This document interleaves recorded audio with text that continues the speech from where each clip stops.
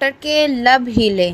ہم نے بہت کوشش کی ہے لیکن مریضہ کی حالت ابھی بھی نازک ہے۔ اگلے 12 گھنٹے فیصلہ کن ہیں۔ دعا کریں کہ وہ جاگ جائیں۔ یہ سن کر ہینا کے وجود میں جان واپس آئی، مگر آنکھوں سے آنسو تھمنے کا نام نہ لے رہے تھے۔ الحمدللہ ابھی میری ماں زندہ ہیں، یا اللہ انہیں مجھے مت چھیننا۔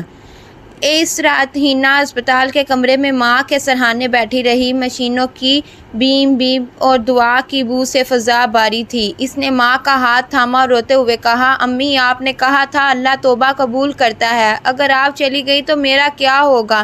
میں اکیلی یہ لڑائی نہیں لڑ پاؤں گی۔ عدنان تھوڑی دیر بعد آیا۔ اس نے ہینا کو تسلی دی، حوصلہ رکھو، یہ تمہارا امتحان ہے، یاد رکھو تمہاری ماں نے جو بوجھ اٹھایا ہے وہ رائے گا نہیں جائے گا۔ ادھر محلے میں زینت کے اسپتال میں داخل ہونے کی خبر نے ہلچل مچا دی۔ کچھ لوگ کہہ رہے تھے کہ یہ اس کی برائی کا انجام ہے، یہ اللہ کا عذاب ہے، بچنے کا راستہ نہیں۔ مگر چند عورتیں آہستہ آہستہ اپنی سوچ بدلنے لگیں۔ ہمیں یاد ہے وہ لڑکے کس طرح ہماری بیٹیوں کو بھی آوازیں کستے ہیں۔ شاید زینت سچ میں بدل گئی ہے، اس پر ظلم ہو رہا ہے۔ یہ پہلا موقع تھا جب لوگوں کے دلوں میں زینت کے لیے ہمدردی کی چنگاری جاگی۔ صبح کے وقت اچانک زینت کے ہونٹ ہلے۔ آواز کمزور تھی لیکن ہینا کے کانوں تک پہنچی، بیٹی ڈرنا مت، اللہ تمہارے ساتھ ہے۔ ہینا نے تڑپ کر ماں کا ہاتھ مضبوطی سے تھام لیا۔ امی آپ جاگ گئی ہیں کیا؟ آپ مجھے چھوڑ کر کہیں نہیں جائیں گی نا؟ زینت کی آنکھیں نم تھیں، پھر دوبارہ بے ہوشی چھا گئی۔ نیم وا ہوئی، پھر دوبارہ بے ہوشی چھا گئی، لیکن ہینا کے دل کو حوصلہ مل گیا کہ اس کی ماں ابھی ہار نہیں مان رہی۔ اسی دن اسپتال کے باہر ایک اجنبی شخص کھڑا نظر آیا۔ عدنان نے اسے دیکھا تو چونک گیا۔ وہی لڑکوں کے گروہ کا بڑا سہولت کار تھا جس کے بارے میں عدنان نے بتایا تھا۔ وہ ہنکارا بھر کر بولا، یہ سب ڈرامہ ہے، زینت اور ہینا ہمارے راستے کی رکاوٹ ہیں، اگر انہوں نے عقل سے کام نہ لیا تو اسپتال کی یہ بیڈ ان کی آخری منزل بن جائے گی۔ عدنان نے غصے سے کہا، اگر تم نے کچھ کیا تو میں تمہیں قانون کے حوالے کر دوں گا۔ وہ آدمی طنزیہ مسکرا کر چلا گیا، لیکن عدنان کے دل کو یقین ہو گیا کہ اب کھیل خطرناک موڑ پر پہنچ گیا ہے۔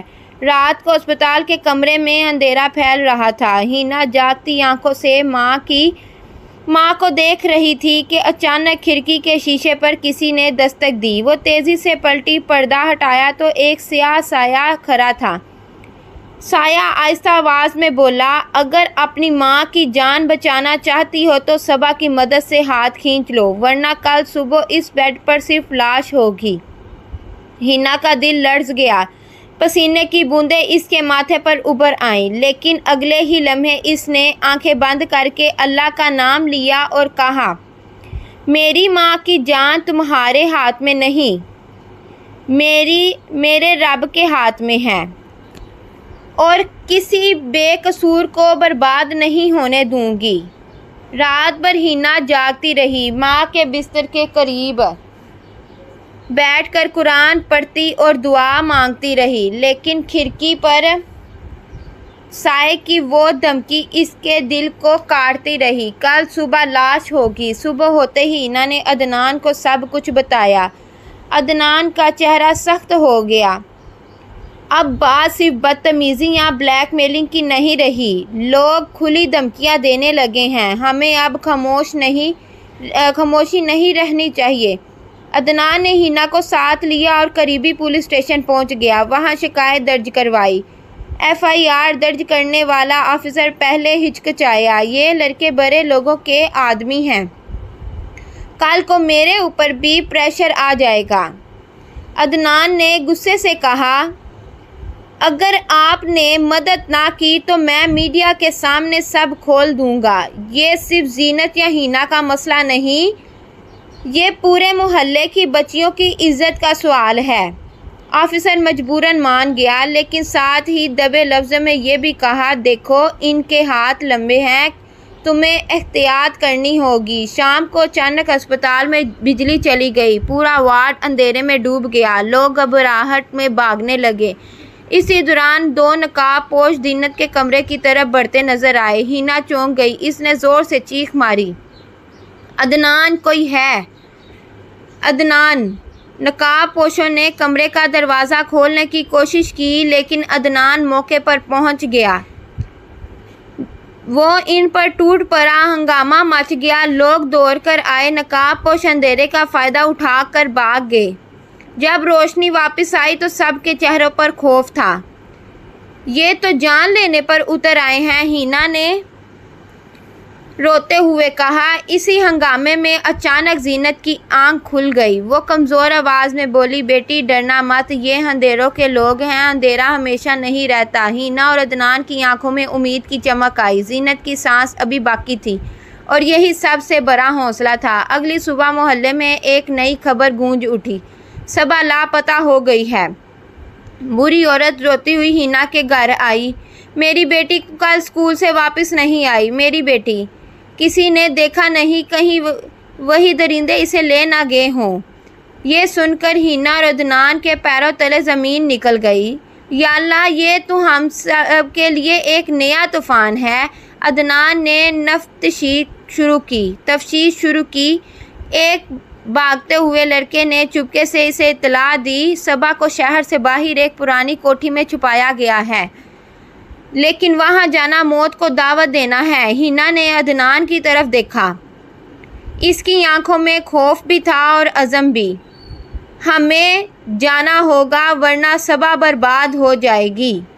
عدنان نے گہری سانس لی اور کہا، ٹھیک ہے، لیکن یاد رکھو یہ جنگ اب زندگی اور موت کی ہے۔ رات کا وقت تھا، شہر سے باہر ویران علاقے میں ایک پرانی کوٹھی کھڑی تھی۔ دیواروں پر جھارجھنکار، گھڑیوں میں اندھیرا، کھڑکیوں میں اندھیرا اور اندر سے آتی مدھم ہنسی فضا کو مزید ڈراؤنی بنا رہی تھی۔ اس کوٹھی کے تہہ خانے میں صبا کو ایک کرسی پر باندھا گیا تھا، اس کے منہ پر کپڑا باندھا تھا، آنکھوں میں خوف کی نمی تھی۔ سامنے وہی اوباش لڑکے بیٹھے تھے۔ ایک نے سگریٹ سلگا کر کہا، اب دیکھتے ہیں یہ زینت اور ہینا ہمیں روک کر دکھائیں گی، اس لڑکی کے ذریعے ہم انہیں سبق سکھائیں گے۔ دوسرا بولا، ہمیں حکم ملا ہے کہ صبا کو استعمال کر کے پورے محلے کو ڈرایا جائے۔ جب لوگ دیکھیں گے تو جو ہمارے خلاف کھڑا ہوتا ہے اس کا انجام کیا ہوتا ہے تو سب خاموش ہو جائیں گے۔ صبا کا دل دہل رہا تھا، اس نے آنکھیں بند کر کر دل ہی دل میں دعا کی، یا اللہ میری حفاظت فرما، میری مدد کر۔ دوسری طرف عدنان نے ہینا کو ساتھ بٹھا کر ایک نقشہ کھولا، یہ پرانی کوٹھی اس جنگل کے اندر ہے، ہمیں احتیاط کرنی ہوگی، اگر سیدھے اندر گئے تو وہ ہمیں بھی قید کر لیں گے۔ ہینا نے پرعزم لہجے میں کہا، میں ڈرنے کے لیے نہیں نکلی، میں لڑنے کے لیے نکلی ہوں، اگر ہمیں صبا کو بچانا ہے تو جان پر کھیلنا ہوگا۔ عدنان نے اس کی آنکھوں میں عزم دیکھا اور کہا، ٹھیک ہے، لیکن ہمیں پولیس کو بھی اطلاع دینی ہوگی۔ ہینا نے فوراً انکار کر دیا، پولیس میں کئی ان کے آدمی ہیں، اگر خبر لیک ہو گئی تو وہ صبا کو ختم کر دیں گے، ہمیں خود جانا ہوگا۔ رات کے آخری پہر وہ دونوں کوٹھی کے قریب پہنچے، ہوا کے جھونکے، الو کی آوازیں اور پرانی دیواروں سے ٹپکتا پانی، سب کچھ ماحول کو مزید خوفناک بنا رہا تھا۔ عدنان نے آہستہ سے کہا، ہمیں پیچھے کے راستے سے جانا ہوگا۔ وہ دبے قدموں میں ایک کھڑکی تک پہنچے، اندر جھانکا تو لڑکے ہنس رہے تھے، شراب کی بوتلیں گھما رہے تھے اور صبا کو باندھا ہوا تھا۔ ہینا کا دل دھک دھک کرنے لگا، یا اللہ ہمت دینا۔ جب عدنان نے ایک اینٹ اٹھا کر کھڑکی کا شیشہ توڑ دیا، شور مچ گیا، لڑکے چونک کر کھڑے ہو گئے۔ کون ہے، کس کی اتنی ہمت؟ عدنان نے اندر چھلانگ لگا دی اور ایک لڑکے کو دبوچ لیا، ہینا بھی پیچھے سے اندر گھس گئی۔ सबा डरो मत, हम आ गए हैं। सबा की आंखों में उम्मीद की चमक दौड़ गई, लेकिन लड़कों ने छुरियां निकाल लीं और आज तुम दोनों यहाँ से जिंदा नहीं जाओगे। लड़ाई शुरू हो गई। अदनान ने एक लड़के को ज़मीन पर गिराया, मगर बाकी 3 इस पर पल पड़े। हिना ने सबा की रस्सी खोलने की कोशिश की, मगर एक ने इसे बालों से पकड़कर पीछे खींचा।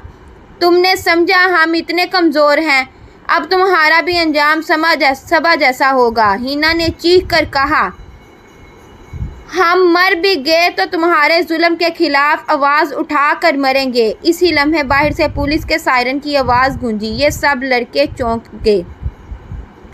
अदनान ने हैरान होकर कहा, कैसे? हमने तो पुलिस को इत्तला ही नहीं दी थी। पुलिस के सायरन की गूंज ने कोठी की दीवारों को हिला दिया। अंदर मौजूद औबाश लड़के बुखला गए। क्या किसी ने मंजरी की है या नामुमकिन? ये कोठी बरसों से हमारी पनाहगाह है, कोई यहाँ का पता नहीं जानता। अदनान ने मौका गनीमत जानकर एक लड़के को जोर से दीवार से दे मारा और हिना को इशारा किया, जल्दी सबा की रस्सी खोलो। हिना ने कांपते हाथों से सबा को आज़ाद किया। सबा की आंखों से आंसू बहने लगे, लेकिन इसने कमज़ोर सी आवाज़ में कहा, अल्लाह ने हमें नहीं छोड़ा। दरवाज़ा ज़ोर से टूटा और पुलिस हलकार अंदर घुस आए। इनके साथ एक ऑफिसर था, जिसके चेहरे पर गरूर भरी मुस्कुराहट थी। सब हथियार फेंक दो।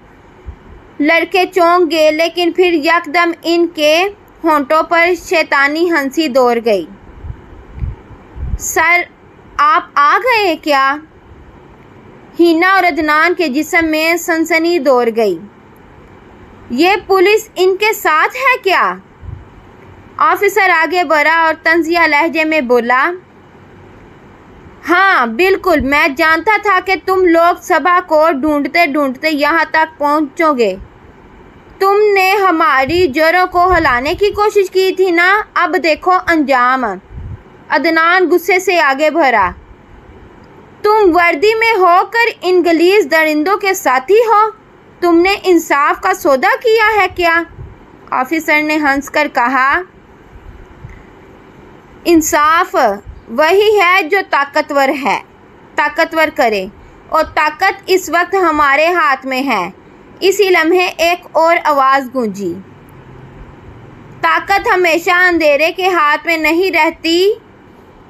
सब ने पलट कर देखा। दरवाजे में वही शरीफ मोहल्ले का बुजुर्ग खड़ा था, जिसने पहले दिन जीनत के लिए डॉक्टर बुलाया था। इसके साथ चंद असल ईमानदार पुलिस वाले भी थे। जाली ऑफिसर और अवबाश लड़के सख्ते में आ गए। बुजुर्ग ने गरजदार आवाज़ में कहा, ये जाली अफसर दरअसल एक ब्लैकमेलर हैं, जो पुलिस के नाम पर लोगों को डराता था। हम असल पुलिस को खबर दे चुके थे। तुम सब का खेल अब ख़त्म हो चुका है। असली पुलिस ने फौरी कार्रवाई की। कुछ लड़के पकड़े गए, लेकिन 2 अंधेरे का फ़ायदा उठाकर भाग निकले। सबा हिना से लिपट गई। दीदी, मुझे लगा था कि मैं आज कभी वापस नहीं जाऊंगी। अदनान ने गहरी सांस ली, लेकिन इसके दिल में खौफ अभी बाकी था। ये कहानी अभी ख़त्म नहीं हुई। जब तक इन सब के सरगना पकड़े नहीं जाते, हम महफूज नहीं हैं। जब सब बाहर निकले तो कोठी के ऊपर की खिड़की से एक साया देख रहा था। वो धीरे से बोला, ये खेल अभी ख़त्म नहीं हुआ, असल वार अभी बाकी है। रात गए हिना, सबा और अदनान जब घर वापस पहुँचे तो सब थकन से नडाल थे। जीनत नीम बेहोशी में थी, लेकिन जब इसने बेटियों को सही सलामत देखा तो इसकी आंखों से आंसू बह निकले। अल्लाह तेरा शुक्र है। लेकिन अदनान खामोश था, इसकी आंखों में बेचैनी थी। हिना, ये कहानी अभी ख़त्म नहीं हुई। वो सरगुना अभी आज़ाद हैं। جب تک ہم اسے نہیں پکڑتے سب خطرے میں ہیں۔ اگلی صبح محلے کے بزرگ عدنان کے پاس آئے۔ ان کے ہاتھ میں ایک پرانی فائل تھی۔ یہ فائل برسوں پرانے کیس کی ہے۔ ان اوباش لڑکوں کا اصل سرغنہ کون ہے، اس کا سارا اسی میں ملے گا۔ عدنان نے فائل کھولی اور اندر کئی تصویریں اور رپورٹس تھیں۔ ایک تصویر پر نگاہ پڑتے ہی عدنان کے رونگٹے کھڑے ہو گئے۔ یہ تو وہی شخص ہے جو شہر کے بڑے کاروباریوں میں شمار ہوتا ہے۔ ناصر خان بزرگ نے سر ہلایا۔ ہاں، یہی اصل بیڑیا ہے۔ پردے کے پیچھے سے لڑکوں کو پیسے دیتا ہے، پولیس کی چند لوگوں کو خرید لیتا ہے اور معصوم بچیوں کو اپنے جال میں پھنسا کر برباد کرتا ہے۔ یہ سن کر ہینا کے قدم لڑکھڑائے۔ کیا ناصر خان؟ وہ تو خیرات دیتا ہے، سکول بناتا ہے، مسجدوں کو چندہ دیتا ہے، پورے شہر اسے نیک سمجھتا ہے۔ بزرگ نے کڑوی مسکراہٹ کے ساتھ کہا، بیٹی، یہ دنیا کا سب سے بڑا فریب ہے۔ نیک نامی کا پردہ ڈال کر وہ سب سے بڑا جرم کرتا ہے۔ ہینا کے اندر آگ بھڑک اٹھی۔ ہم اسے بے نقاب کریں گے، چاہے جان چلی جائے، مگر ہم سچ سامنے لائیں گے۔ ادھر ناصر خان اپنے عالی شان بنگلے میں بیٹھا خبر سن رہا تھا کہ اس کے کچھ لڑکے گرفتار ہو گئے ہیں۔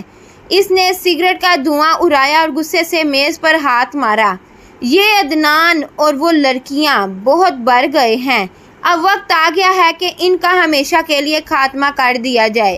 اس نے اپنے خاص آدمی کو اشارہ کیا، انہیں ایک سبق سکھاؤ، ایسا سبق کہ پورا شہر ڈر جائے۔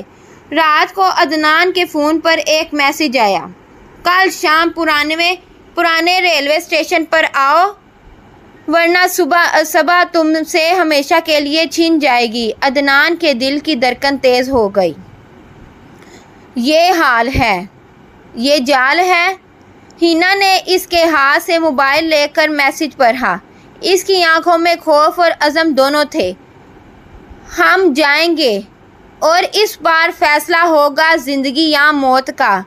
اگر کہانی اچھی لگی ہو تو اس کو لائک کریں اور اگلے پارٹ کے لیے کمنٹ سیکشن میں پارٹ 3 لکھیں۔ شکریہ۔